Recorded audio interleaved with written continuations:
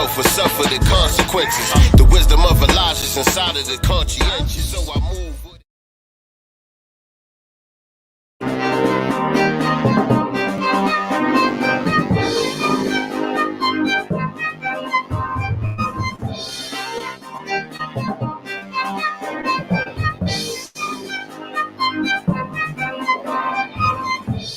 I'm saying now that whether the people are classifying themselves as white or whether they're black, anybody who refuses to talk about racism, white supremacy, hates black people.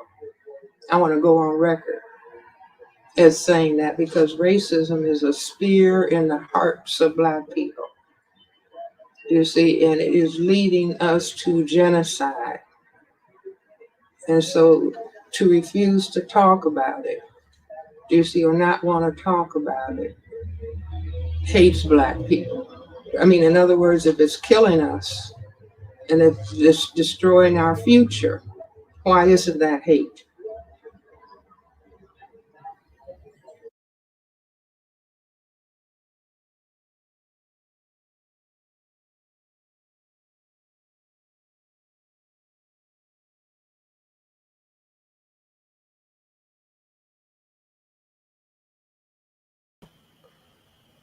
All right, family.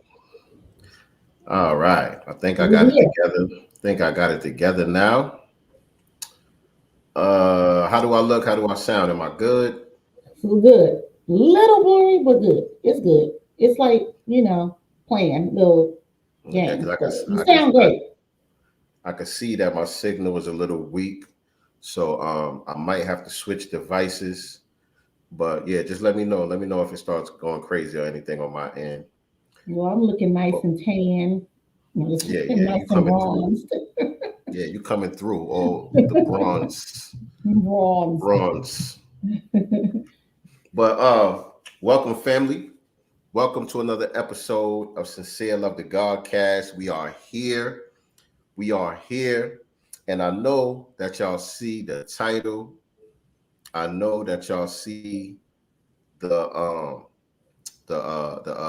thumbnail, but we got to switch things up a little bit tonight because our scheduled guest is not going to be able to make it with us this evening. So this is not going to be another episode of the Black Business Showcase. This is going to be a regular episode of Sincere Love the Godcast, where we cover current events and important topics pertaining to the Black community. So we appreciate y'all being here with us. Yep. And stay ready. You ain't got to get ready. Thank you, beautiful daughter. Thank you for tuning in, number one, and letting me know that my connection is good and all of that. Shout out to my baby girl. And shout out to my niece. Your niece in the building? My niece, my virtual niece. Oh, okay. Yeah, no doubt. That's my virtual niece. No doubt. Peace to the family. What's going on, Crown 808? Some chick named Star. Yes, indeed. I say to the ancestor, Queen Mother, Dr. Frances Cress Welsing. Man. Yes, indeed. I'm going to say, the first book I bought, I have to think back. Like when I first, really started to discover who we are and all this, I want to say she's probably maybe the second book that I actually bought, the ISIS Papers. Like that was heavy book. Yeah.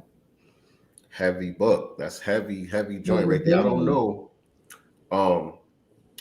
See, for me, my development into consciousness, it started very young. You know what I'm saying? Like when I was a little kid, I was around a lot of God bodies, a lot of NOIs and all of that stuff. So, I was getting little bits and pieces throughout my whole life. And then just, being wrapped up in the whole hip hop culture and all of that, a lot of my favorite rappers and all that was always dropping knowledge, always dropping science. So, one of my early mentors, shout out to my dude Seven, who actually gave me instructions on how to write my first rhyme. He was a Muslim and he gave me some literature and some books and stuff on Islam. And so I was only like 9-10 years old at that time. Wow. You know what I'm saying? And so studying 120 lessons, which is the supreme wisdom that the that they study in the Nation of Islam as well as in the Nation of Gods and Earths. All of that came early for me. You know what I'm saying? And so by the time I got to Francis Cress Welsing, it was just like a piece to the puzzle that was just needed. You know what I'm saying? I was Because grown. When I got here, I was grown when I discovered all this stuff. Yeah. I mean, as far as like the political scene and what's actually going on currently, how the system is operating currently, that came later on in life. But just the consciousness about blackness and just who we are as a people, the black man is God and all of that. I got all of those jewels early. You know what I'm saying? I wasn't caught up in the mystery God and white Jesus and all of that. White Jesus. I was brought up with white Jesus. Y'all, Jesus was a white man as far as I knew for a long time. Man. Yeah. See, that's what I'm saying. I can't imagine being in that mindset and then coming across the ISIS papers. Like that gotta be like a shock to the system. You know what? As I got older, just being there and listening and stuff, at some point, what is being taught, it starts to you feel the disconnect. It just happened organically. I wasn't feeling the same way. The message, I wasn't hearing it. Like it was almost offending me in a way that, because it was the part of teaching us to be weak, and nothing about our blackness. You know what I'm saying? Every time, February came, it was Black History Month. So you wore, African garb, and then you did a slave play in church, like just to remind us that we were slaves. You know what I'm saying? You may get a Martin Luther King speech in there, but that was it. You know what I'm saying? What about like the movie Roots and shit like that? Was you watching that when you was a kid? I saw that when I was a kid, yeah, and that was what it was for me. How'd you feel about that? What did that do to you? It made me very, very angry. Right. All movies like that, made me very angry, but I never knew who we were prior to that, though. That was something that I had to discover on my own. So for me, in the way that I was raised or taught, that was Black history. It started right there. Roots, kind of like, the slave part. Nothing before that. You were here the term, we were kings and queens and stuff like that. But I didn't know anything about ancient Kemet. I didn't know anything about what we built. I didn't know about the pyramids. I didn't know we created science. I didn't know that we created math. I didn't know that we created astrology. I knew nothing. Right. Yeah, man. Yeah. So yeah. Everybody got their journey into this way of life, into out of the matrix. Right. You know what I'm saying? Everybody got their own journey, their path that they take. And we all still learning. You know what I'm saying? We all still learning, we all still growing and discovering different parts of who we are and what it means on many levels. You know what I'm saying? Many levels, on the spiritual level, psychologically, all of the things that we've been through historically, you know what I'm saying, on a metaphysical level, you know what I'm saying? Because we know we are absolutely more than what meets the eye as well. You know what I'm saying? We exist on different planes of existence. And so there's also that too. You know what I'm saying? So that's a whole nother level right there. Is. Yeah. When I started to question things, why do we have, white Jesus here? Why aren't we calling him Black, as it is described? Well, it shouldn't matter, what color he is. Like you were, it was like spoken against. Don't worry about what color he is. But if I don't see myself in my God, then how is that going to, you know what I'm saying, work? Like you start to question things, and because you're met with, opposition, like you're not supposed to question God. You know what I'm saying? All these things that I was taught, like I was just like, eventually I just missed a Sunday, missed 2 Sundays and 3 Sundays, and it just 2014. That was it. Yeah. And for again, a lot of I us, still believe in the Bible. I want to say there's certain things, right? But I look at it, I don't read it like I used to, if that makes sense. You know what I'm saying? I don't read it. I don't read it with the eyes of a slave, or hear it, as a slave. You know what I'm saying? Like I understand it differently now than I used to. The scriptures mean something different to me now than they used to. If that makes sense. Right. And when you go back, when you start to go back into your history and really get the understanding that all of this comes from us in the first place and how Mm-hmm. it was remixed and then given back Yes. to you, they give you back the remixed version, then you Right. could kind of unlearn certain things and extract the power that is actually still there. You know what I'm saying? When Exactly. you get the right understanding, when you get the right overstanding, you know what I'm saying? Scriptures are still powerful. I would never say, Absolutely. throw out the baby with the bathwater. And I also learned that everything in the scripture hasn't necessarily happened yet. It's the future. So when you Mhm. looking at it, from different ways, and it starts to make more sense, when you start understanding, all that. But yeah. Why Jackson? You ain't got nothing to teach us. Right. Come on, We here to Jack. we here to learn. We here to learn. Shout, All of a sudden, he ain't got nothing to say. shout out Nelly Fuller. We still learning. That's right. You know what I'm talking about? And thank God for these people. Thank God, for the Millie Futlers, for the Dr. Francis Chris Wilsons. Thank God for these people who, left. Well, Dr. Millie is still here, but, Dr. Francis Chris Wilson, who left so much for us, because she made sure that she made an impact and she's teaching us even while she's not here. Because everything that she said years ago is coming to pass. Right, You know what I'm saying? Like, think about that. Like, she was right. talking about this stuff in the 70s. Mm-hmm. Mm-hmm. Huge. Mm-hmm. Yes, indeed. And so, yes, family, those of y'all that are just tuning in, we're not having our regular scheduled Black Business Showcase. Our guest for the evening, Mr. Rory K. Douglas, wasn't able to make it. And we didn't find out till the last minute. And so we had to kind of switch things up on the spot. You know what I'm saying? So that's why you probably still see the title. I can't even see it here, but I probably still see That's the either. title and everything. But this is Sincere Love the Godcast. So like Crown 808 said earlier, we still got a lot to discuss. Mm-hmm. So we could talk about some of the things that's been going on out here over the last few days or so. And we could actually get into that NPR article that I've been trying to break down on I Instagram all week. But know. Right. Man, you tried that for 2 days almost. right. I gotta work on my piano. What's up, man? I gotta work on my piano. It's a little bit too late for that. You only got 2 minutes. Bedtime, kid. Tomorrow, when you get home from school tomorrow, plug it in and do your thing. You want to say peace real quick before you bounce? Come here. Bounce? What are you talking about? Before you get out of here, Hi, Seven. say hi. I can't hear. I can't hear you. Yes, he's in the headphones. She said hi, Seven. Hi. Hi. Say hi to everyone. Hey guys. Oh hey Anna. He's like, hey, Nana. All right, Mama calling you. Yeah. Oh thanks, Some Jackson. play. Rules are rules in that house, I see. He said peace, Jackson. Thanks, Jackson. Oh, he said thanks, Jackson. But yeah, so we'll get into that. What else we got to talk about though?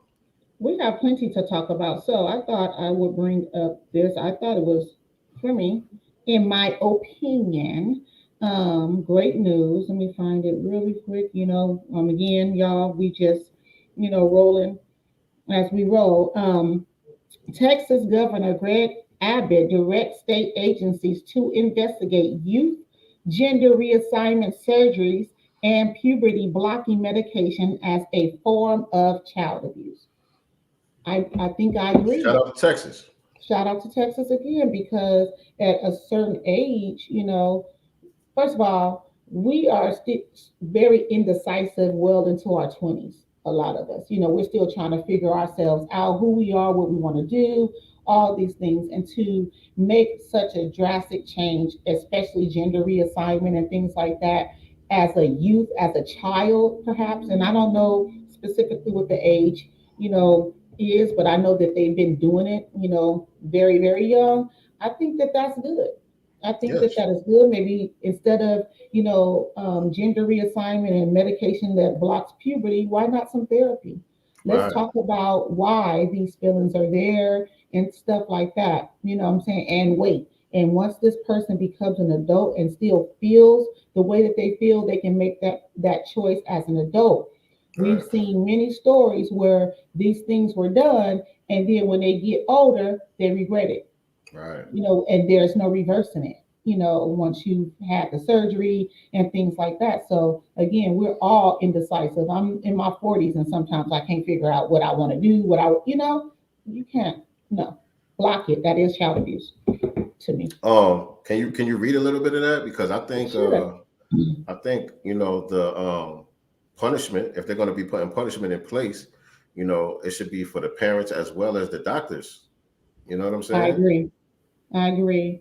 In a recent letter sent to Texas State Department of Family and Protective Services, Greg Abbott ordered them to conduct prompt and thorough investigations into the use of gender affirming care for transgender children as a form of child abuse. He says, it doesn't say on this one that I have. Okay. Hmm.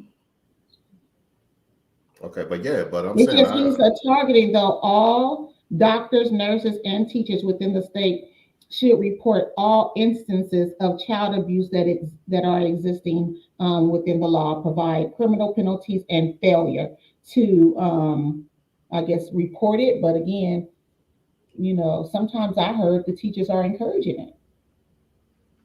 it says teachers as well too, right? Yeah. Yeah, but Yeah. I'm Yeah. saying here, in California, I forget the name of the bill, but they have it where um, if a student goes to a teacher and feel like, I feel like I'm not in the right body, I can't talk to my parents, but I feel like I want to transition. Well, the teachers can make the decision to give those types of medications to kids, hormones to male or female students, depending on what they're trying to transfer into or trans into. I don't understand the lingo.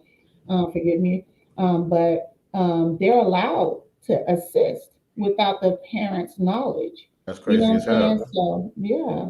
That's crazy as hell. So yeah, I agree. I agree with this bill. That should absolutely be considered a form of abuse. Um, and that goes along with another story because they got a bill that's on the table here in Georgia right Hmm. now about in the school system. They're introducing a bill that will give parents the right to decide what their children are taught in schools and not taught in schools. Now they're doing this under the CRT. yeah, concerning critical race theory and all of that. That's what this is being presented, in conjunction with. But I agree with the bill because it also gives parents the ability to decide when they start to teach these LGBTQ classes to Hmm. kindergartners and first graders and all of that stuff. You know what I'm saying? It gives us the ability to say, nah, I don't want my child learning that.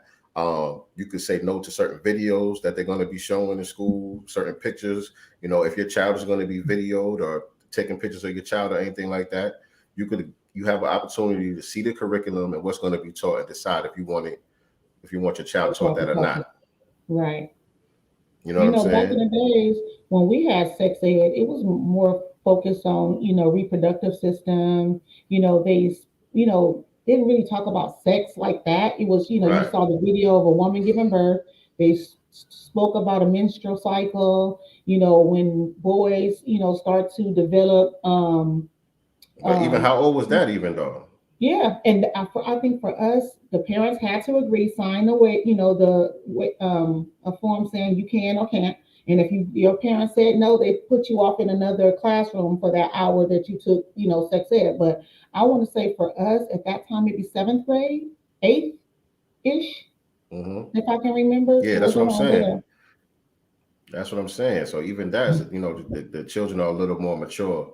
Right. You know what I mean? They're trying to introduce this stuff in kindergarten classes. You know what I mean? Yeah, not just that, they're going beyond reproductive. They're talking about, anal sex, and how like why are we teaching, 7-year-olds that? What Right, only thing they need to know is that's need to be clean. That's it. right. So let me read a little bit of this to y'all. This is today. I think it actually passed. So Wow. Georgia Senate passes parents' rights bill. So it got passed. This is in the Gwinnett Daily. That's where I live at. This is in the Okay. Gwinnett Daily. So it says legislation guaranteeing parents input into their children's education cleared the Republican-controlled Georgia Senate on Tuesday.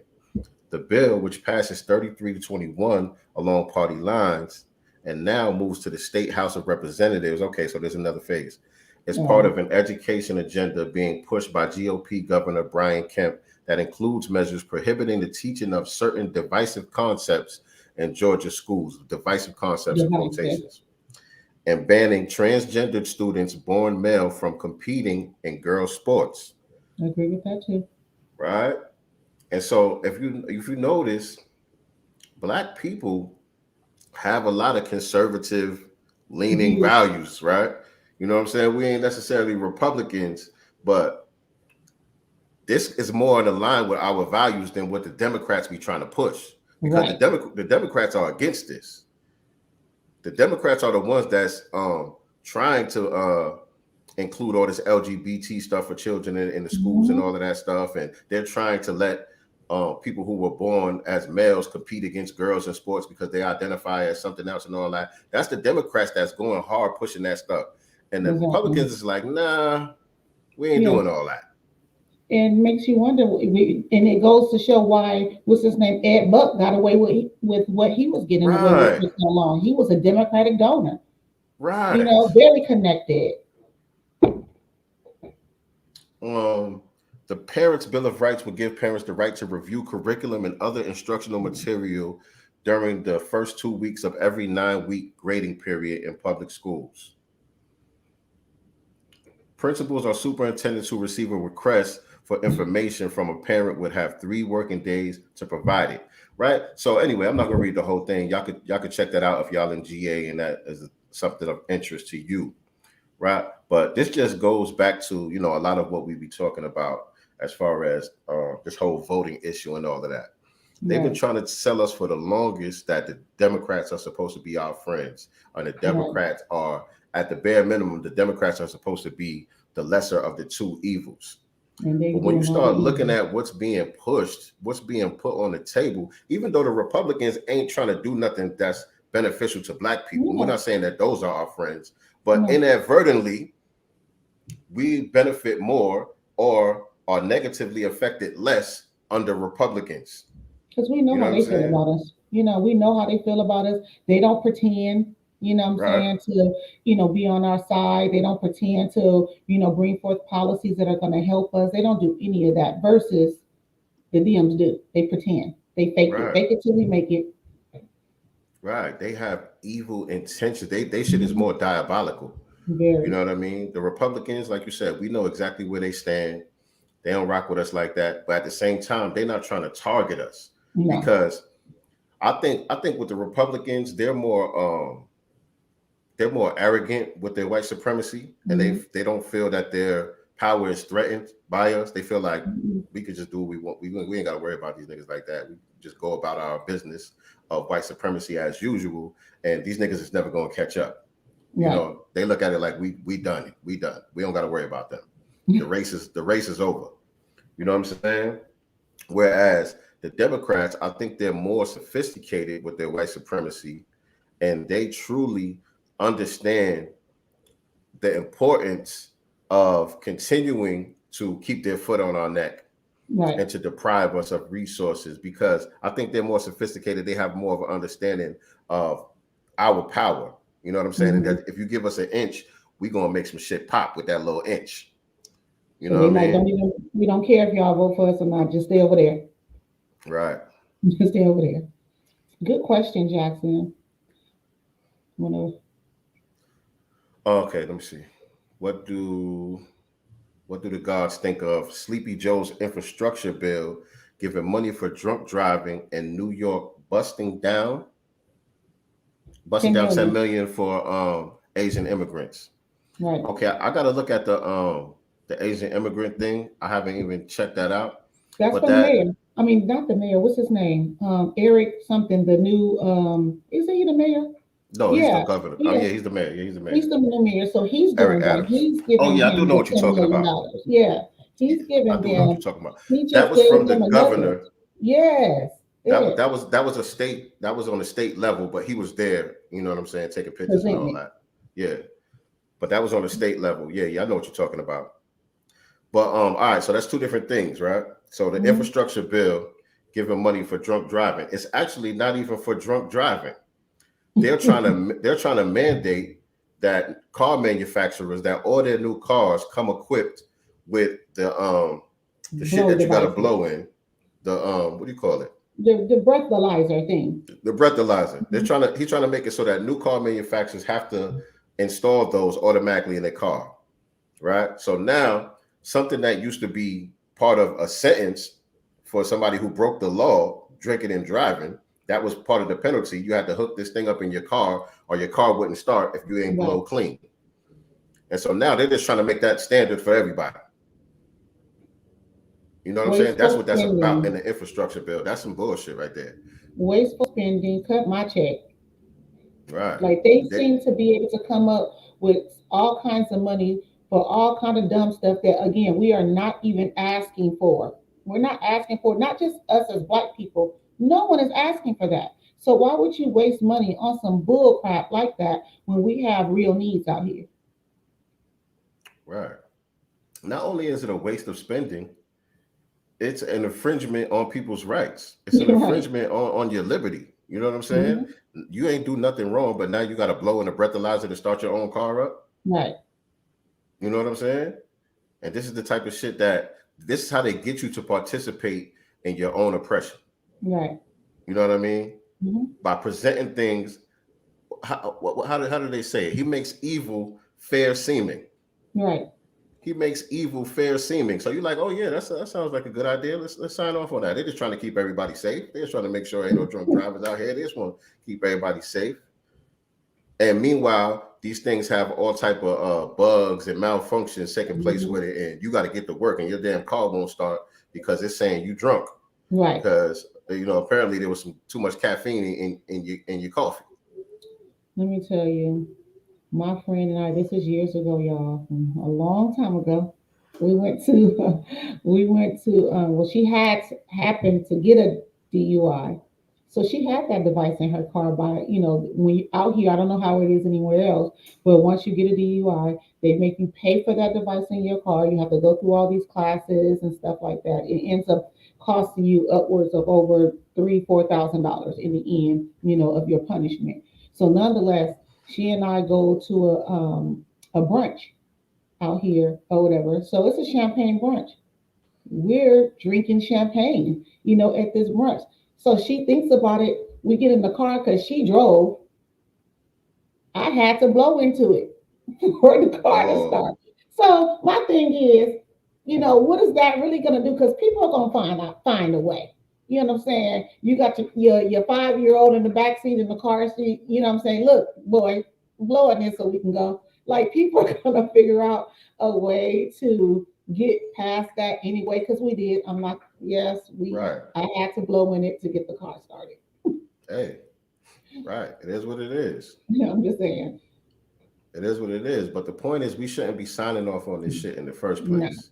The no, never. Republicans, I mean, the Democrats are trash. Black people, if y'all still go out and vote for the Democrats, you deserve everything that you get You at this did. point. Right. They are letting you know. They are letting you know they are trash. Absolute trash. I'm not Never. saying the Republicans are good, but they better than the damn Democrats. I'll tell you that. Right.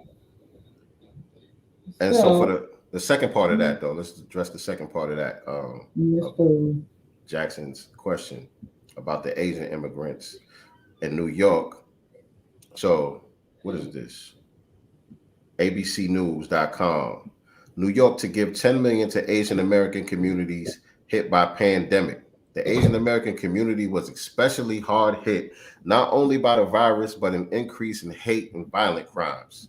They giving these people money, tangibles. They already got 50,000 in there, 56 million. I'm sorry, 56 million. Now they slapped another 10 on that, a tip. Right. They got a tip.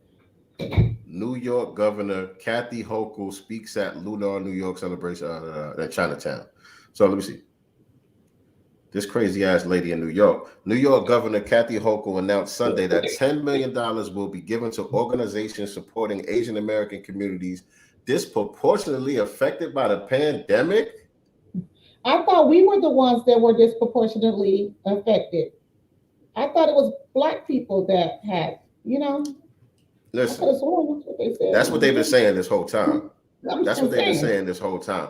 And we also know it to be true that, like Dr. Claude Anderson always says, if America catches a cold, Black people gonna catch pneumonia. So whatever happens Right. bad in America, we get it the worst because we're Right. the least protected. We have the least amount of resources to recover from these things.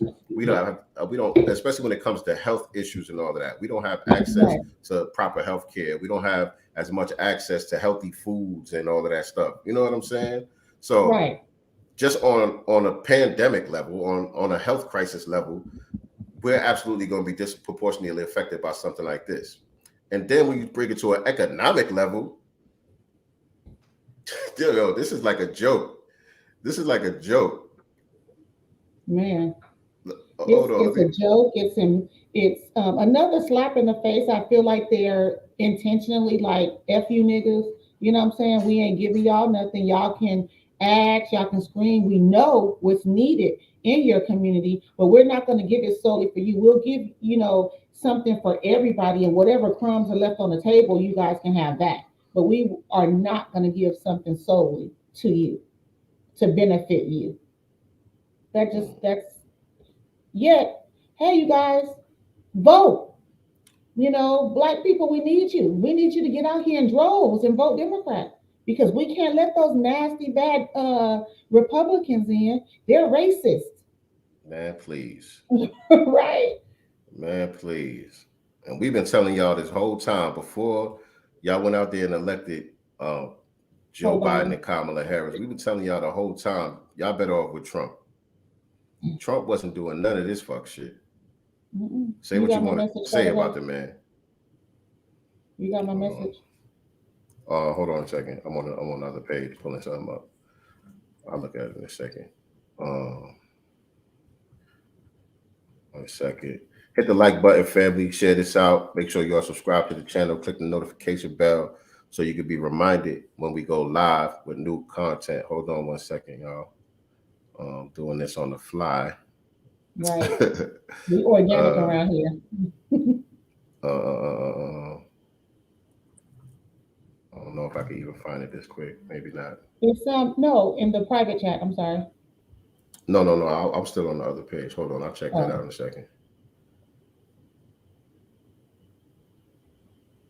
Okay. Yeah. You're good. Okay. You good. Gotcha. You need to go right now? All right, cool. All right, so she'll be back with us momentarily. I was just trying to find this little quick video about Kamala, but it's all good. It's all good. Let me go to our back channel to see what some of the stories that we wanted to cover. Actually, let me get into this NPR story. Let me do that in the meantime until she gets back. But hold on, let me pull this comments up.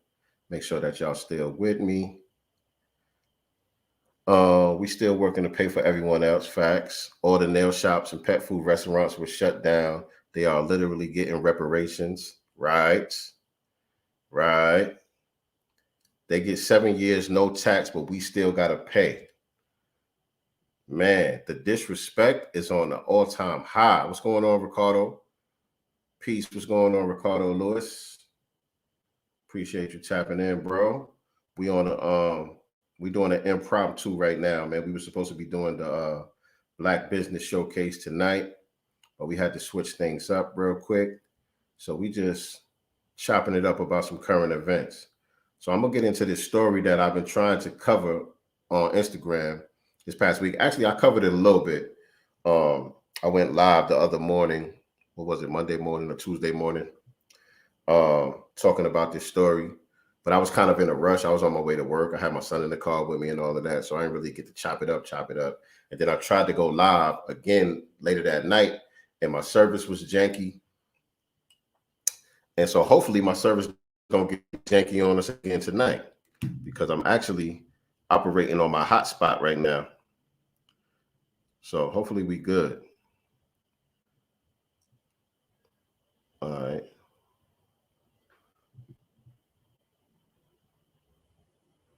Okay.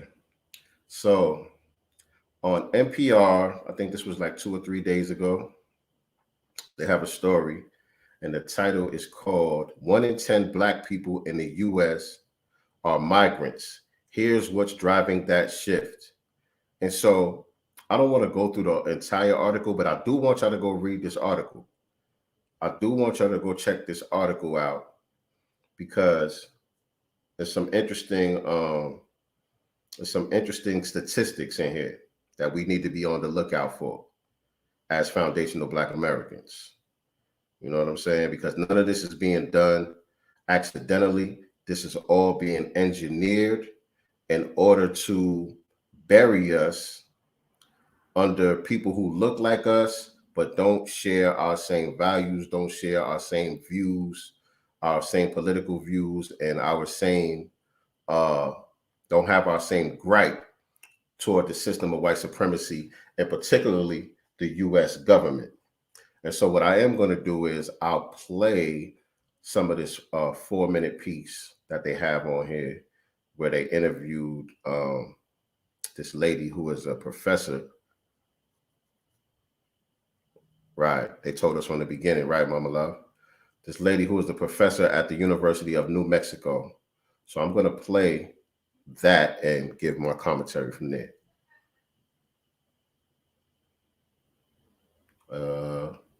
Doesn't look like it wants to play. Told y'all my signal is not that strong. Yo, somebody don't want me to talk to y'all about this for some reason, because this is the same thing that was happening. Hold on, man. Somebody don't want me to talk to y'all about this. It is not playing. Damn. All right, let me go down. I can read it.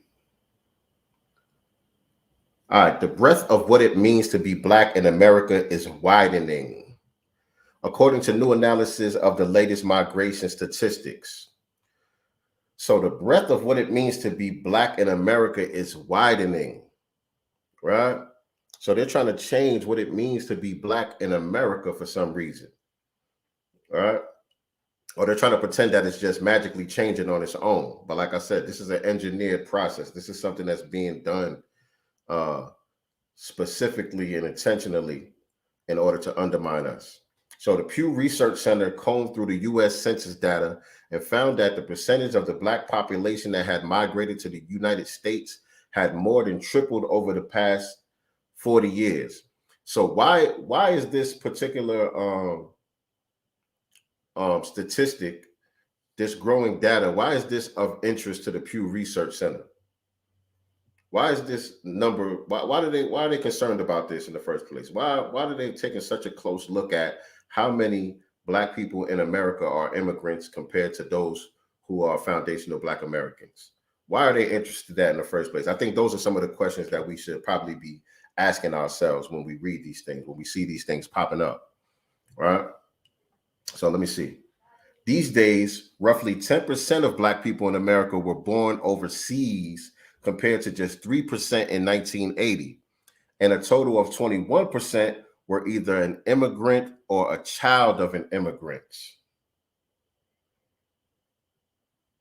So really, it's not just 10% of the Black population that are immigrants. It's more like 20%, 21% of the Black population currently in America who are immigrants, right? Study co-author Monica Anderson is an associate director of the Internet and Technology Research at the Pew Research Center and called the numbers a major shift. The U.S. has long had a sizable Black population due to the transatlantic slave trade, but voluntary rather than forced arrival is relatively new, she said. So This is framing it as if we all got here through the transatlantic slave trade. Black people weren't here until the transatlantic slave trade, according to the way that is worded. The U.S. has long had a sizable Black population due to the transatlantic slave trade. So they don't mention the indigenous Black people who were already here on this land. A new Pew Research study finds that immigrants now account for about 1 in 10 Black persons in the United States. Hold on, Susan. Hold on a second, Susan. Now I'm flowing. Where was I? The U.S. has long had a sizable Black population due to the transatlantic slave trade. So they're completely ignoring the fact that there were already Black people here, and actually that the majority of the Black people in America, this sizable Black population, the majority of them were already here prior to the transatlantic slave trade. They're just ignoring that fact altogether, right? So Anderson said, 2 particular U.S. laws helped fuel the rise of migrants. Let me see. You back nicely? Oh, yep. Yeah, you back. All right, cool. Cool. Let me see what y'all talking about in the comments real quick. Okay. Y'all just amening and all that. Okay. Appreciate y'all. Yes, indeed. So, the 2 laws that helped fuel the rise in migrants. The first was the Refugee Act of 1980, which increased the cap on refugees and paved the way for those coming from countries in conflict like Ethiopia and the Democratic Republic of Congo to enter the U.S. So they was having all of these internal wars and stuff over there. These tribal beefs and all of this stuff was taking place there. We already know about the child soldiers and all of this stuff, crazy stuff that be taking place over there. And us over here was saying, yo, we got to do something, to help these people. We gotta loosen up these immigration laws. We got to lift the cap off of how many people can come from these countries. Because remember, if you go up a little higher, prior to 1980, where was it? Prior to 1980, just 3% of the population here in America were non-foundational Black Americans. And so now it's up to 21% due to some of these laws that got pushed, because again, we were over here fighting to make that happen because we saw what was happening on their home countries. And we was like, let's do something to help these people out, thinking we were going to get reinforcements for the most part. Where did I go? Jackson is a fool. What Jackson say? We need to amend, rescind, cancel that 1980s bill. Right. It hurt us. It hurt us more than it helped us. Yeah. Okay. The second was the diversity visa program, a lottery program created to boost immigration from underrepresented countries. Underrepresented meaning people who hadn't been able to come over here in large numbers prior to. This encourages immigration from countries that did not send many people to the U.S. in the first place. So it gave them an opportunity to come to the U.S., Anderson said. Let's see. The number of foreign-born Black people in America is now 4.6 million, with the Pew Research Center projecting that number will more than double to 9.5 million by 2060. The fact that the Black population in the U.S. is diversifying didn't come as a surprise to Belinda Deneen. And so that's the part where I guess this wants to play now.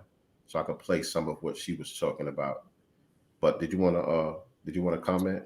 Yeah, I wanted to add to that. So with that number of Black, immigrants here, and we thinking that us, fighting for them to be here is going to bring us reinforcement. Yet it's working against us. Now imagine if it did what it was supposed to do or what we thought it was going to do. Us as a community, as Black people, not Jamaican, not Caribbean, not African, not Black American, just Black people who were on code, as Black people, how much different things would be here if they were here to do, with that reinforcement that we were looking for them. So that's what I wanted to add. And also, you can, when you play that part, if you can maybe segue that video from today with that reparations task force thing, where the Ghanaian guy called in basically saying that our reparations should help Ghanaians. I don't know if you saw that. I don't think that's what it was, though. I know what you're talking about. The person was actually FBA, but he was talking. He was talking about part of reparations should be repatriation to Ghana and dual citizenship, which the United States don't even have no control over whether Ghana wants to give us U.S. citizenship or not. That was just a bunch of nonsense that was just causing more confusion. You're saying unnecessary shit that don't need to be said. All right. Let me put this back up here. Let me put this back on here.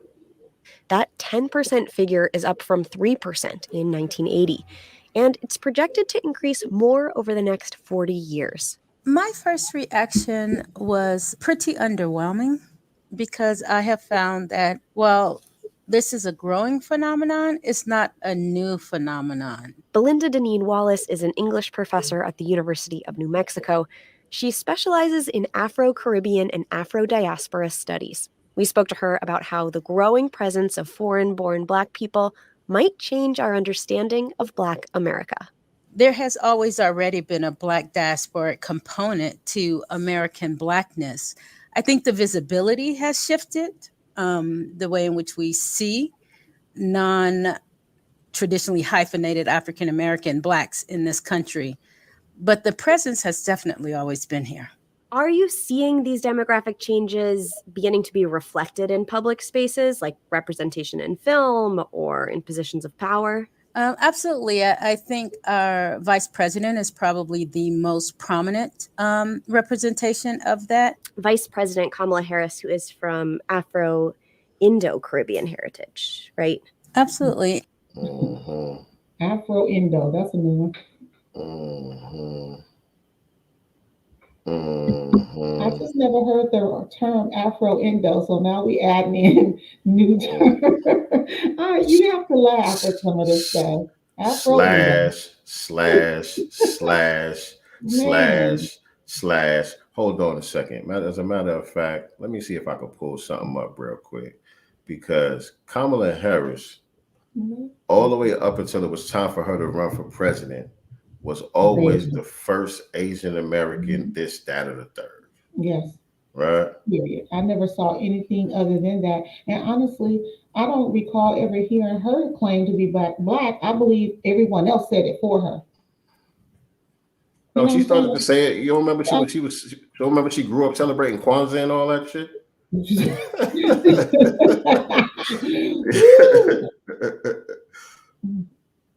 Oh man, hold on a second. What was her job out there in San Francisco? Yeah. She was the Attorney General. That's what I thought. Mm-hmm.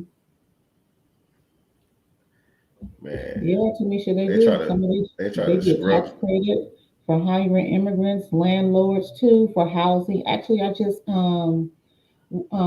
saw something on, I forgot where I saw it at, you guys, but someone, actually in one of the spaces, someone called in and she was like a property manager or whatever. And so a lot of these apartment complexes, especially the large ones, they ended up bringing an influx of, immigrants there to give them housing. And so when you apply for an apartment or anything, you have to show proof of income and stuff like that. And she was saying, well, they didn't have proof of income because they technically didn't have income yet. But what the government did do was give them a stipend of $5,000 for housing. So she's like, okay, so after they pay the, deposit first month, maybe last month rent and one more month, how are they going to, pay the monthly rent? So she was like, she was refusing it. One, because it's just not right.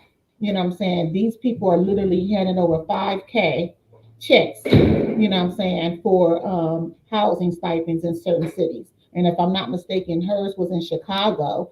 And then she said a lot of them Some of them didn't have income. Then some of them automatically, not only are they getting the $5,000 housing stipend, but they're also getting SSI automatically. Automatically. Automatically. But you niggas just want handouts. Right. You niggas just looking for a handout. Everybody come over here and get unearned benefits. Right. But And they're always talking about how Social Security benefits and stuff like that is supposed to run out at a certain time. Well, yeah, it's going to run out if you guys are handing over free money to people that these unearned earnings to immigrants. This is money that our tax dollars pay for. A lot of us are paying into different retirement plans. Like my mother retired from LA Unified School District, so they were automatically paying into, their retirement as well as Social Security when they reach a certain age. So to tell someone who has worked 30, 40 years that your benefits are going to run out, well, how? Because I didn't spend it all. Right. Because it's going to these folks. Because it's going to these folks. And this girl is like, they literally are getting Social Security, SSI benefits, and $5K just to go apply for an apartment. And so back to what we were saying about Kamala, as you can see on the screen, and this was I remember this. This was when she became the vice president-elect, right? During the whole campaign, she was black. Right. During the whole campaign, it was black girl magic. You got to support the black woman, this, that, and the third. And the minute they got elected, they went straight back to Kamala Harris makes history as the first Asian American vice president-elect. Right. Black where? Y'all see black in the fine print? Maybe they put it in the bottom. Yeah, it's in the fine print. They don't say black, but they say, another barrier falls. The daughter of an Indian and Jamaican immigrant is poised to be the nation's most powerful South Asian official. Boom. Right? So that's how she's identified her entire life. Right. And it also goes back to what we've been saying. Every time something fly is happening, right, they always reverted back to their culture, their real true identity. It's no longer black. Now, let her do some messed up stuff. You know what I'm saying? Let her get caught up in a scandal right now. She black. She's black than a mama. Right. You won't see Asian nowhere, not in the headline, not in the fine print, none of that. They wouldn't claim her. So yeah, this is what she's referring to as the most visible representation of non-foundational Black American black immigrants here in America. This is who she's referring to as the most visible of that. Excuse me. But yeah, let me go back to that. I just wanted to pull that up because and that's why that term, where black representation matters, and if you're going to represent me as a black person, really represent me, fight for me. You know what I'm saying? Fight for reparations, fight for us receiving tangibles. You know what I'm saying? Don't fight against me. Otherwise, your representation doesn't mean anything, especially if you're team white supremacy. That's what representation looks like to me. It doesn't look like a black person holding some office. I don't care what color they're from. What do their policies say? Right. Do they have policies that are specifically for black people that's going to impact us in a positive way? That's black representation. Right. Jim Clyburn is not black representation. Hell no. You know what I'm saying? Sheila Jackson Lee is not black representation. We have zero representation right now in politics whatsoever. Zero. Honestly, when you think about it, of all elected officials, I cannot think of one right now that has positively, impacted our lives. I mean, he's no longer here. Marion Barry, he ain't here no more. At least he tried. He tried though. Crack piping on. So in pop culture, we definitely see it in film. I think Nollywood out of Nigeria has definitely made its way across the pond. We also see it with something like Nollywood from Nigeria has made its way across the pond. So if you're a foundational Black American and you enjoy films from Nollywood, I need you to type a number 7 in the chat right now. Can anyone name one? Because I can't. How about Yeah, that? I can't name one. Yeah, put some titles of some of your favorite Nollywood movies inside the chat. How about that? Forget about the number 7. Just put some titles of some of your favorite Nollywood films inside the chat. I'm trying to see something. And speaking of Black representation, right? We had Ice Cube who was trying to represent Black America with his contract for Black America, and you had Negroes and others telling him, shut up, know his place, you must be a Trump supporter, all this stuff. Now, Cardi B, who has referred to Black women as roaches and everything else, she can say whatever she wants, about politics, and they use her as a voice for Black people. Right. Make it make sense. That's your Black representation. Right. That's how the Democrats get down. Man. With something like Issa Rae, who is African American and Senegalese, and her show Insecure had a diasporic feel to it. So yes, isn't Issa Rae the woman that in her book she was saying that Black women and Asian men need to link up? Yep. Black women and Asian men are the 2 least desirable in the dating field, so they should link up with each other and make beautiful babies or something. Wasn't she saying that type of dumb shit? Right. Yeah, she married a Black man. Oh, did she? Yeah, she married recently. I don't know much about her, so I don't know. I've never looked at the show, by the way, either. I ain't seen their episode of Insecure. I know it's a popular show. People like the show, whatever the case may be, but I ain't seen their episode, so I can't say yay or nay.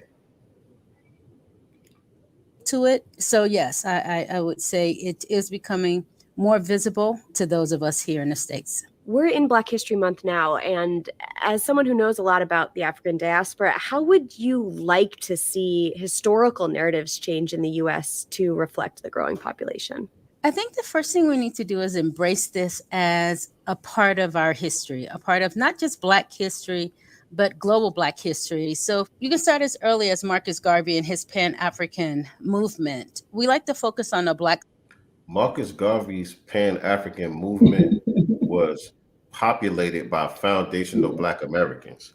Shout out to Marcus Garvey. Marcus Garvey was a Jamaican immigrant, but his movement was populated predominantly by foundational Black Americans. This is not an immigrant movement. This is not a foreign movement. This is a homegrown foundational Black American movement that was founded by a Jamaican immigrant. Right. Salute to him. We honor him.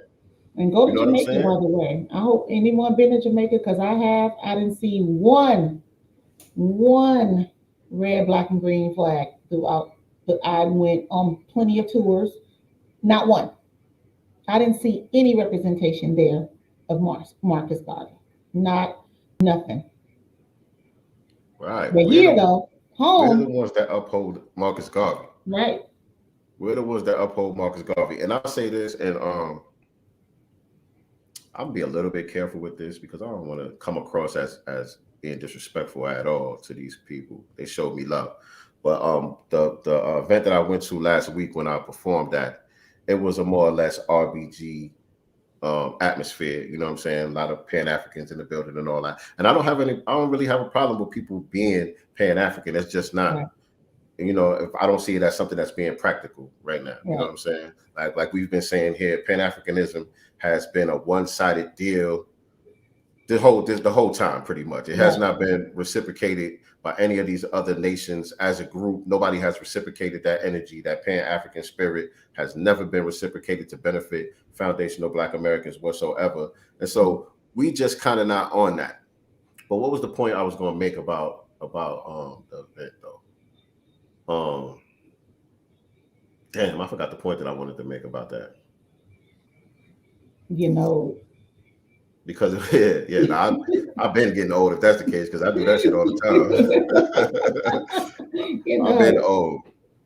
But yeah, I wanted to say something because it was an RBG event. Oh yeah.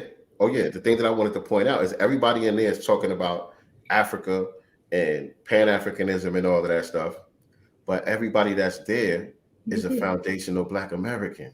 Mm-hmm. And here, there wasn't no bunch of immigrants in there.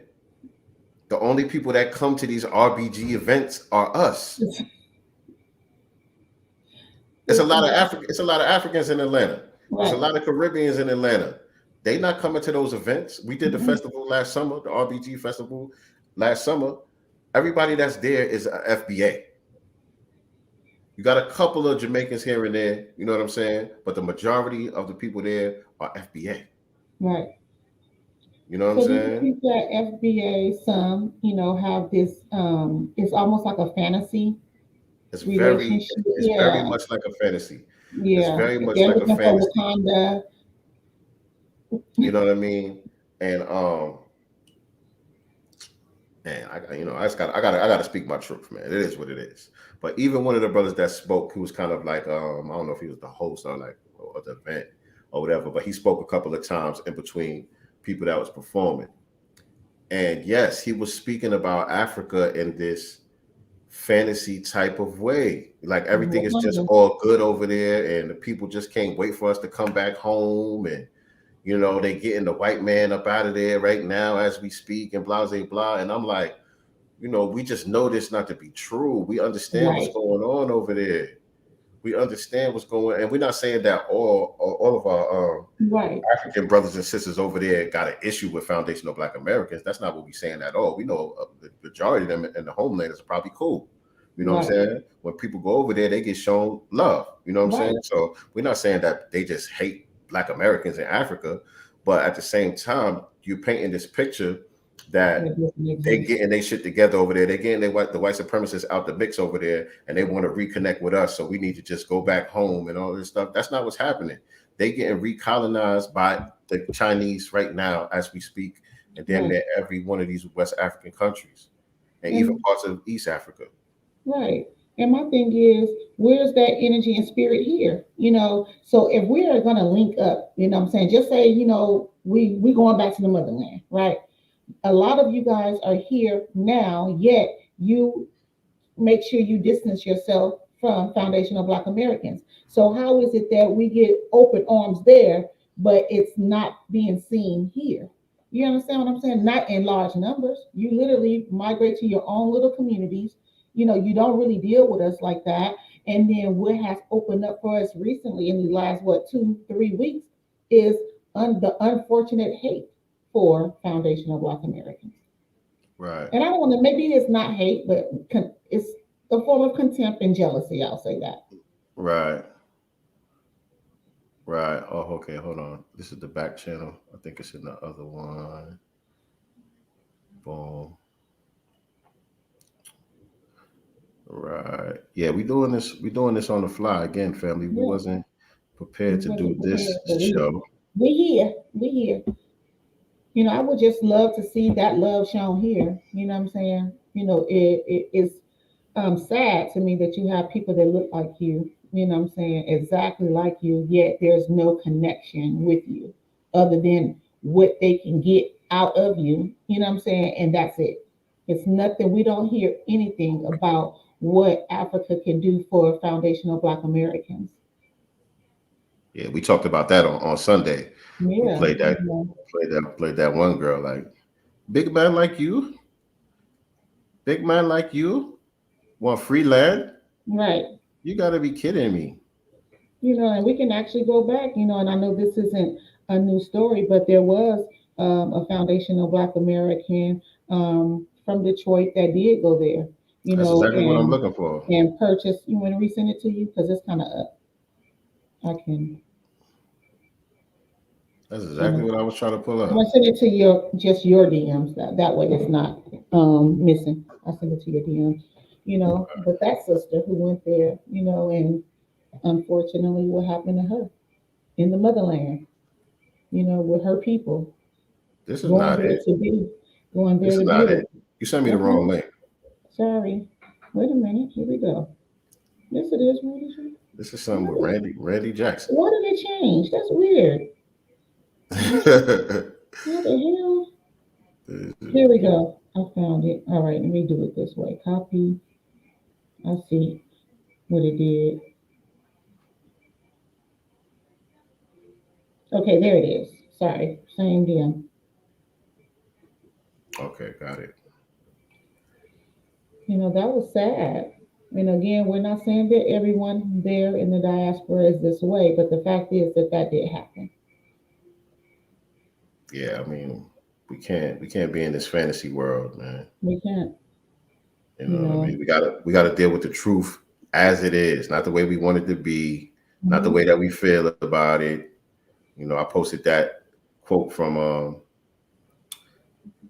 Shahrazad Ali the other day. You know what I'm saying? When she was talking about, how we need to develop our emotional intelligence and deal with the facts as they are, rather than how we feel about them. I think I closed it. Yeah, I did something. This thing got a lot of pop-ups. Okay, here it is. Here it is. But yeah, stuff like this. This is not my first time hearing a story like this. Right. You know what I mean? Talking about all of this repatriation and all that, going back to the motherland and all that.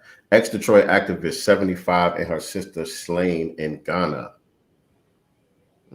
Inspired by social movements at the time, Jeanette Salters of Detroit got involved in the early 1970s with African-American feminist causes, helping lead a Black women's group. That led her to discover her roots in West Africa, where she eventually settled in Ghana, changing her name to Mamalina Diop. Her journey to Africa was part of a movement of Detroiters who sought to reclaim their ancestral roots during a revival of Black nationalist movements. Diop loved it there. Said, blah, blah, blah, blah. I'm trying to get to the part where how she dies. It just says, my mom being taken away. Okay, it says that she and her sister's bodies were found over a dispute over land. Yeah, that's the part I was trying to find. Salter said her mother and aunt were killed by people who wanted land she had legally acquired from the government in Ghana. Right. Legally. Keyword. Some locals decided they wanted to take the land from them, he said. My mom went to court over that and won. I guess the locals decided that they were going to take matters into their own hands, he said, and they decided to abduct and murder them. So a lot of these people they look at us as a different tribe, the same way that they look at each other over there as different tribal groups and all of that. So all of that fantasy stuff is not benefiting us. And for some reason or another, they felt that these women were coming over there taking something for them, right? They didn't feel like they were deserving of that land, regardless of how they acquired it, right? They didn't feel like they deserved it. Yet, fast forward here, you feel entitled and deserving of everything Black Americans have and produce. You want something. Right. We all Black. We all Black. We all the same, right? Right. Why y'all being divisive? To the point where you're willing to undermine our reparations claim because you're not entitled to it. Right. Why should y'all get reparations? I mean, we all Black. If the cop pulled me over, he ain't gonna ask me. They'll be talking all that dumb shit to us. Yeah. Right. I'm just now, and us calling this part out right here will still be considered divisive, right? You being divisive. Like, why are you bringing up that? Because I have to call out the good and the bad, right? When you do some good shit, we gonna, hey, my brother, yeah, good job. But when you F up, I'm gonna call that out too. Facts. You're not exempt. Facts. And I had to get on one of my dudes today, man. I posted that thing about Kyrie Irving. Mm-hmm. And that's another thing we could talk about before we get out of here too. But I put the post up about Kyrie Irving and my dude, man. I got your shirt on right now. I do. You know what I'm saying? I think I was his first customer when he started his clothing line. I was the first person to buy something from him. And he came into the comments and he was like, "Oh, shout out to my immigrant brother Kyrie Irving. Well, we finally did something right." You know what I'm saying? Because we've been having this ongoing, this conversation or whatever the case may be. And so, Kyrie was born in Australia, but his parents are Black Americans. Right. He just happened to be born overseas. You know what I'm saying? So I corrected him, but I'm like, but that comment is suspect either way. Even if he was an immigrant, the fact that you want to specify that, I said, are you going to specify when one of your immigrant brothers do some bullshit? Right. Are you going to go out your way to specify that too? Right. You know what I mean? Equal opportunity. Right. Like, come on, y'all can't have it. Y'all can't have it both ways, man. Y'all can't have it both ways. It's never just Black, my Black brother. You know what I'm saying? Because Black is not an ethnicity. It's not a. You know what I'm saying? So when we call out the stuff that they're doing, we're all Black. Why are you guys being divisive? But again, when something great happens, you find a way not to say Black. You want to it's just where you're from. You know what I'm saying? Like you want to take credit for your personal group. Yeah. You want to give credit to your personal group. Let me see. I think I might gotta call a spade though. Okay.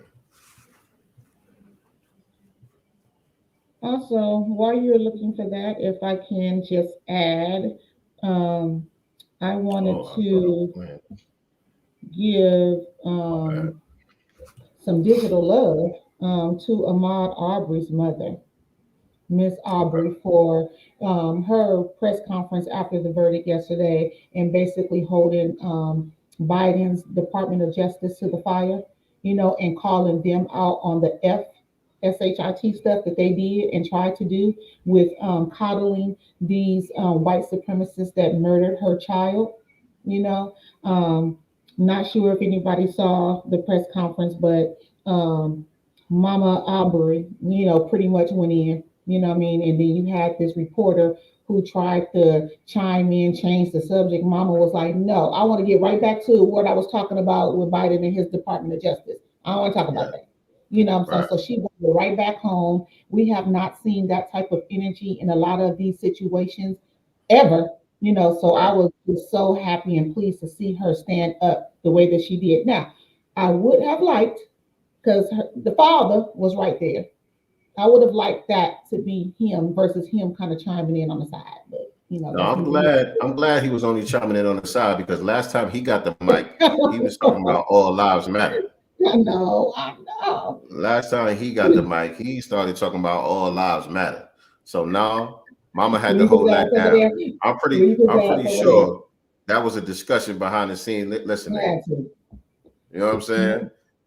Shout out to Mama on that one, because she was very specific about calling out the Biden administration, the Biden DOJ, and she called that lady out by name.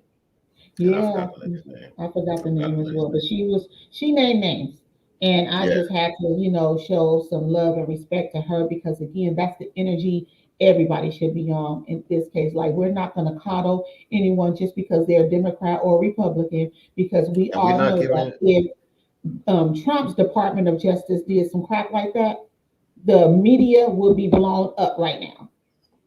And we're not giving y'all extra credit for doing what you're supposed to do in the first place, and we had to force you to do it.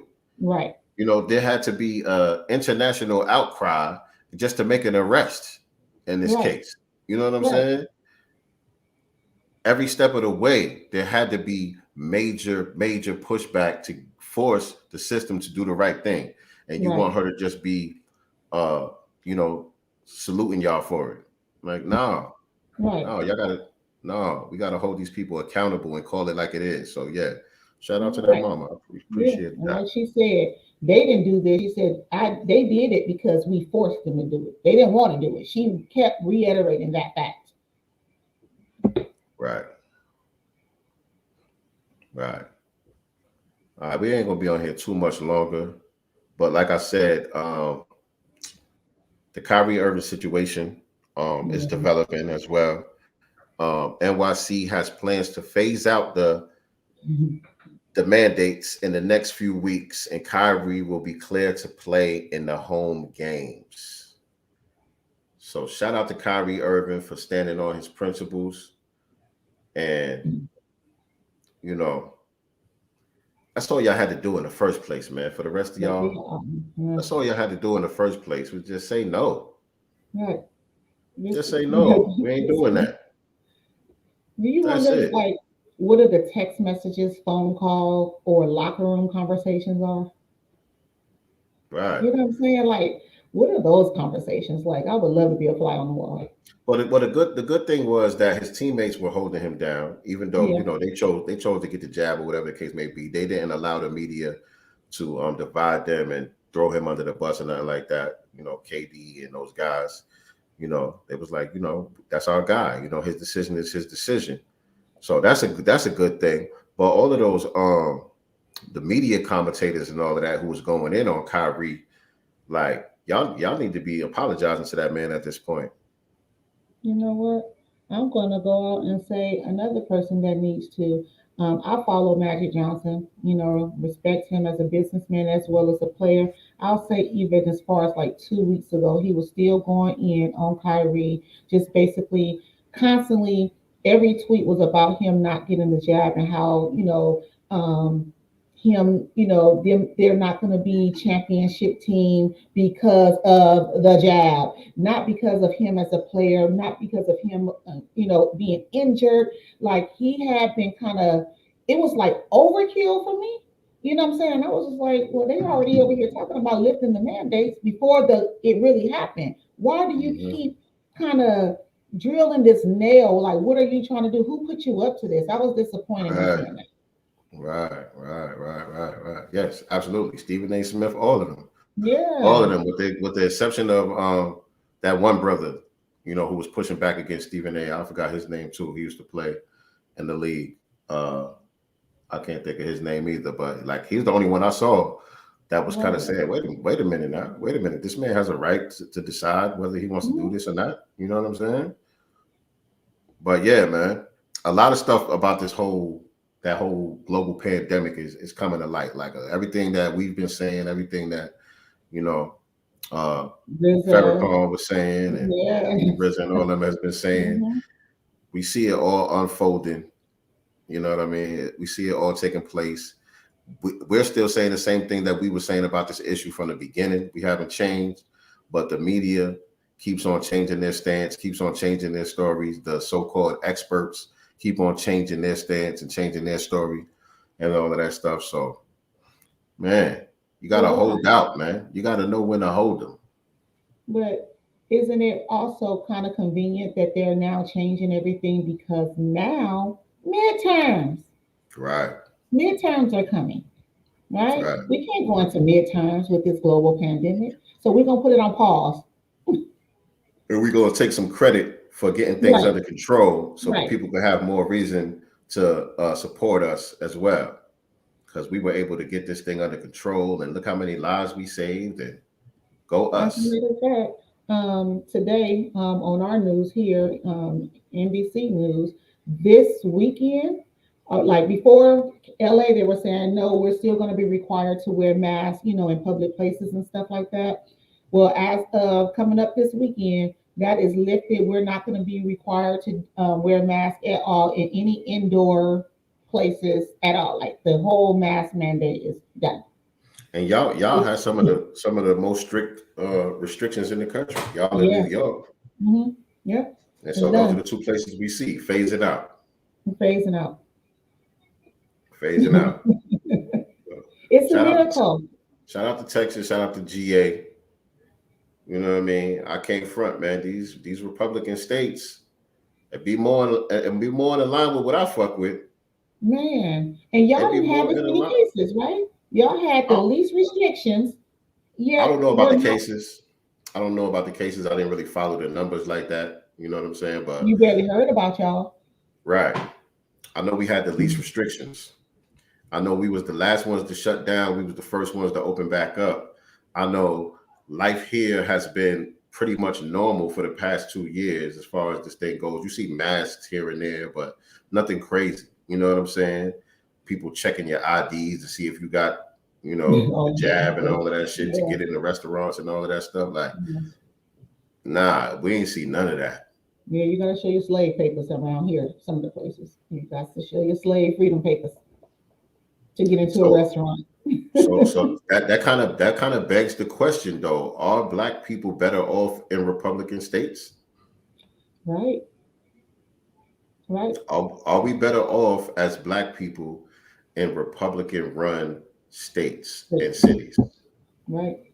Think about that. You know what I'm saying? A lot of these police killings and all of that we've seen, where we had to fight to get justice and all that. A lot of these killings took place in Democratic-run cities. Yes, major. A lot of these dilapidated areas and rundown schools and stuff that you see are oftentimes in Democratic-run cities and areas, right? Let me tell you here, Compton High School, I want to say in 2017, Dr. Dre actually gave $10 million to Compton Unified School District because he wanted to help, kind of redo the school, or I think he wanted to add like a music program there at Compton High School.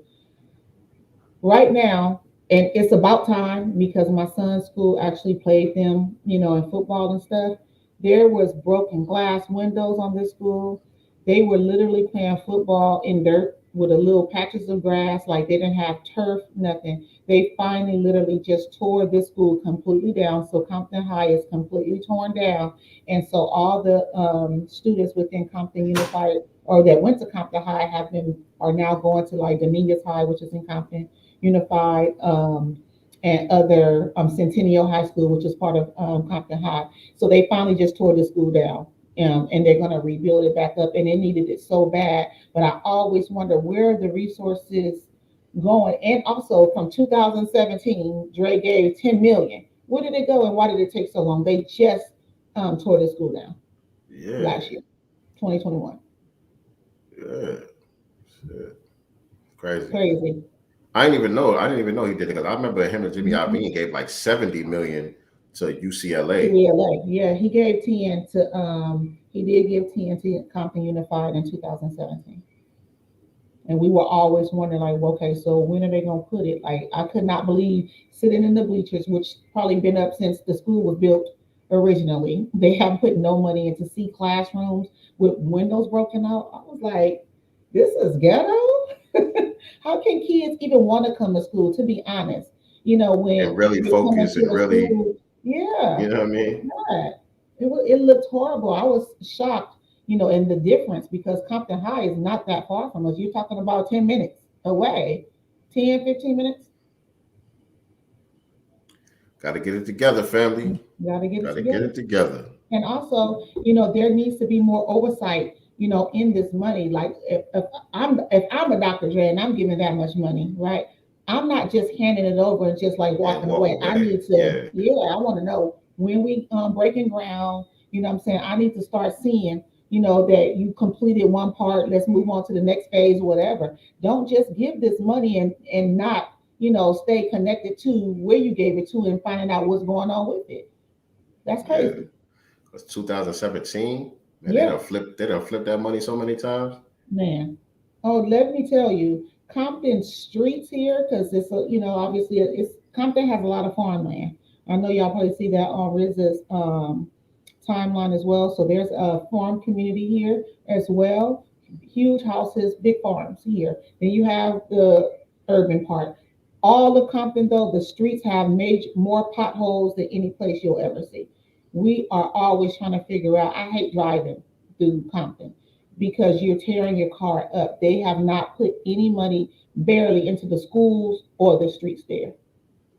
It's horrible. I can drive 5 minutes up here and show you parts of Compton that looks like Skid Row.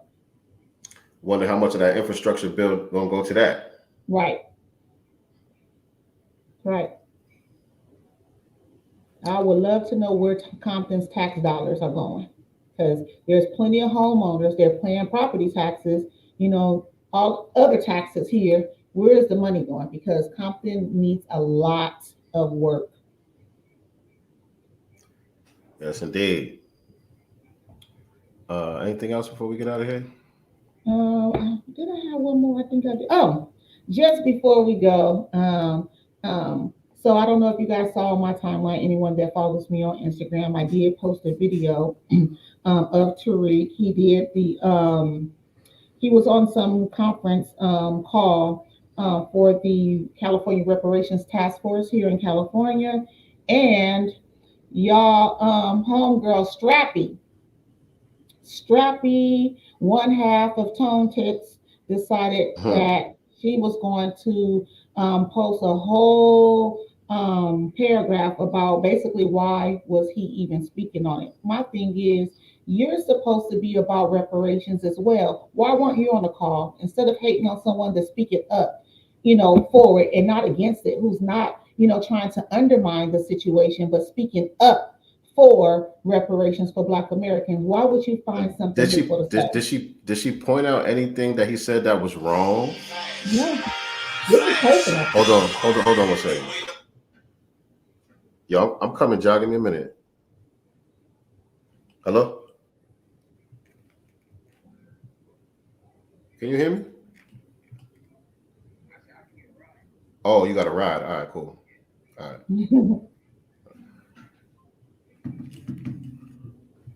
My bad, y'all. My son had a basketball game. But yeah, I'll share this. I'll share this real quick. This will be the last thing before we get out of here. Boom. But did she say anything that he said that was wrong? Because he was very short and concise. He didn't even use the whole 3 minutes that they gave him. Right. He got straight to the point. She just said it's a sales promo, and ADOS defectors believe they're getting support from Mink Slide, so she's throwing shade. Outmaneuver. Remember how he tried to help steal ADOS? Like, girl, stop it. Like, read it. I want to hear what she said. And then she says, lessons unlearned get repeated. When it's all said and done, nobody will remember. And then she put NAASD. I don't know what that is. And then there was another dude, I guess part of his tribe. He says, why is Tariq in a reparations task force meeting that he has already publicly declared is a sham? When has he ever? The only thing that he called a sham was HR 40, which is a sham. Yes. That's the only thing. I'm trying to see. Read that part again. He says, why is Tariq calling in to a reparations task force meeting that he already publicly declared is a sham? He may have. He said HR 40. I'm talking about this particular hearing, because is this the same one that me and you were looking at? That somebody had sent to you, and we was kind of looking at the website to see what it was all about. Possibly, I don't know, because it was in California, so I'm pretty sure that it was the same one. And so I know I had inboxed it to him, and I inboxed it to our brother Duan B, and they both kind of gave it a thumbs down. You know what I'm saying? In a DM. So maybe he did have a tweet out there or something, but that don't mean you don't show up and call it out. That's exactly what he did. He was saying, let's not make this, difficult. It's simple. You know what I'm saying? We don't need to muddy the waters. Either, you're a descendant or not. You know what I'm saying? Just basic stuff. My thing is, you as the leader of ADOS, why weren't you on the call? Right. That's it. Sitting there complaining. Thank you, Sister Colette. Appreciate you tuning in. Hey, sis. Yeah. So yeah, here's what Tyreek Nasheed showed up and said, and I just want to know what the problem is. Next speaker is Tariq Nasheed. You've been unmuted. You now have 3 minutes. Greetings. How's everybody doing? Can you hear me clearly? Yes. We can. Okay. I appreciate everyone for talking about the reparations qualifications. We have to make this very simple. Reparations are exclusively for foundational Black Americans who were enslaved here in America. The reparations claim should go directly to people who are owed the 40 acres and a mule and their descendants. We have to stop muddying the waters when it comes to such a very important claim like this. We should not open the doors to giving reparations to everybody based on mistreatment, as one caller said earlier, because that will muddy the waters and we'll be right back to square one. Foundational Black Americans exclusively should get reparations. It should be in the form of cash payments, and it's not that difficult to find out who is a foundational Black American and who's qualified. If your lineage can be traced back to the 1870 census and your name is Negro on that census, you are a foundational Black American. And as our brother Sandy Darity said, people now who qualify must be classified as Black for at least 10 years. So we don't have a whole bunch of $5 FBAs popping up claiming to be descendants of slaves and foundational Black Americans. We have to make this cash payments. Every other group is getting cash payments. The Democrats just allotted about $10 million to Asian groups a few days ago. They are allotting money to Afghan refugees. They're allotting money to Hispanic refugees. So all of these other groups are getting cash payments. There's no confusion.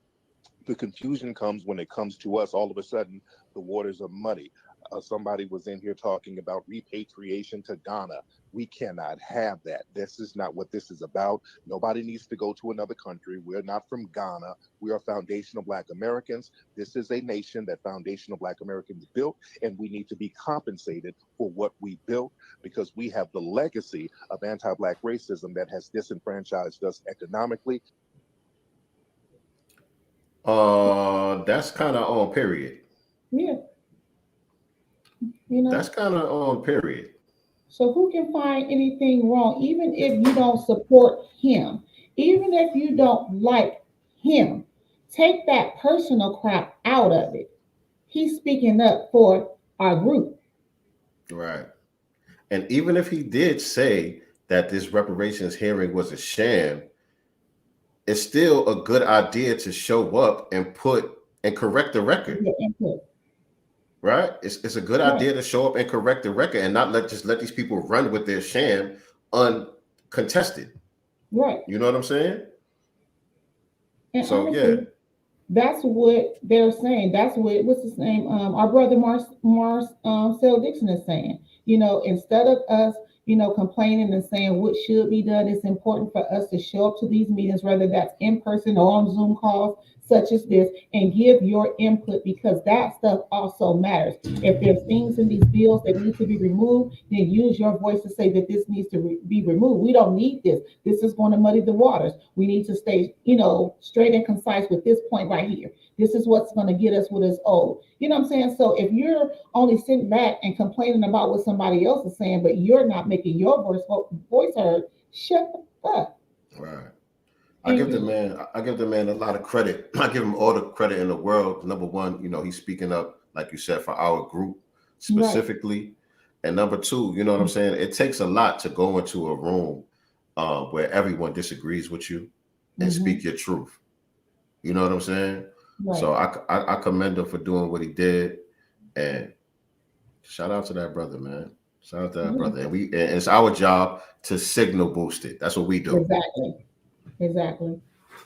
That's what we're here to do. With that being said, that kind of does it for today's episode of Sincere Love the Godcast. This was an impromptu joint. Appreciate y'all rocking with us. Yes, indeed. We're gonna try to reschedule our brother Rory K. Douglas and get him back on another date.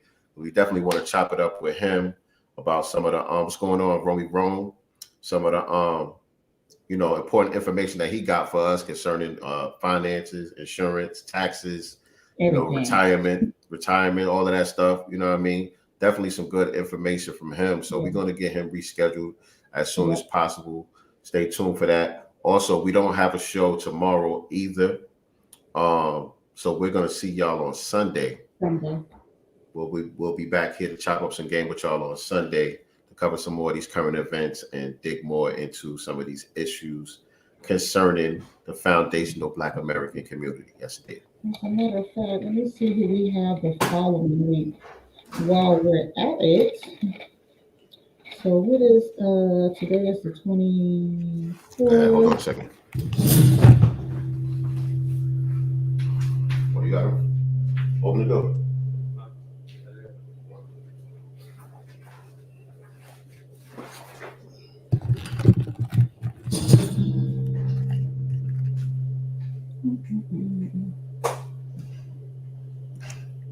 Got it?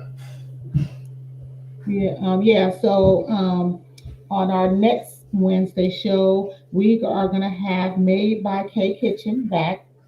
We had her scheduled for earlier in the month and had to cancel, but she is rebooked and ready to go. Rock and roll next Wednesday. We will have her on.